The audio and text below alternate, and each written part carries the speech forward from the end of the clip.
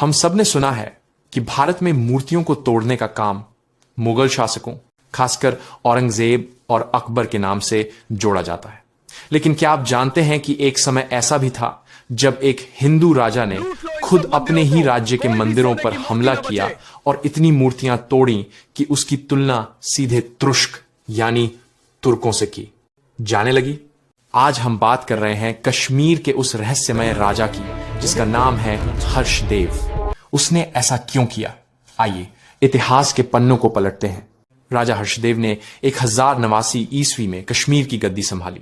वह उत्पल वंश के राजा कलश के पुत्र थे। शुरुआत में वह एक कला प्रेमी, संगीतज्ञ और विद्वान थे। उनका दरबार भव्य था और उन्होंने साहित्य तथा कला को खूब प्रोत्साहन दिया। एक समय उन्हें उत्तरी भारत का विक्रमादित्य तक कहा जाने लगा था। उनके शासनकाल के बारे में सबसे प्रामाणिक जानकारी महान इतिहासकार कल्हण की प्रसिद्ध कृति राजतरंगिणी से मिलती है। समय बीतने के साथ हर्षदेव एक विलासी शासक होता गया। अब उसका जीवन भोग, विलास और अनावश्यक सुख सुविधाओं पर आधारित हो गया। उनके सैन्य खर्च भी बहुत ज्यादा बढ़ गए। जल्द ही उनके अत्यधिक खर्चों और कुप्रबंधन के कारण कश्मीर का राजकोष बुरी तरह से खाली हो गया।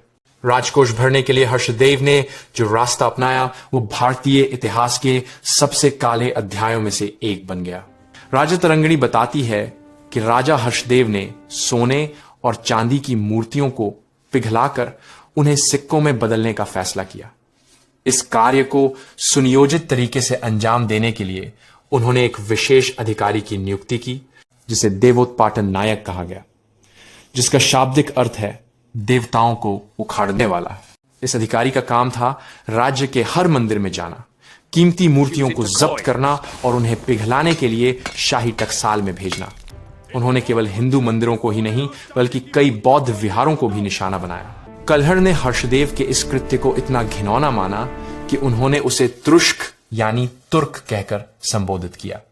यह इतिहासकार का एक शक्तिशाली बयान था कि राजा ने जो काम किया वह विदेशी हमलावरों से भी बदतर था। मूर्तियों से धन लूटने के बाद भी राजा का लालच नहीं रुका। उसने जनता पर असहनीय कर लगाए। कल्हण के अनुसार हर्षदेव ने यहां तक कि शौच पर भी कर लगा दिया था। अत्याचार और लालच की ये सीमाएं थी। अंततः जनता के असंतोष ने विद्रोह का रूप ले लिया। 1111 ईस्वी में विद्रोही गुटों ने हर्षदेव को पराजित कर मार डाला और इस प्रकार इस हिंदू राजा का यह काला अध्याय समाप्त हो गया। दोस्तों, आपको हर्षदेव की यह कहानी कैसी लगी हमें कमेंट बॉक्स में जरूर बताएं। हम मिलते हैं अगले वीडियो में।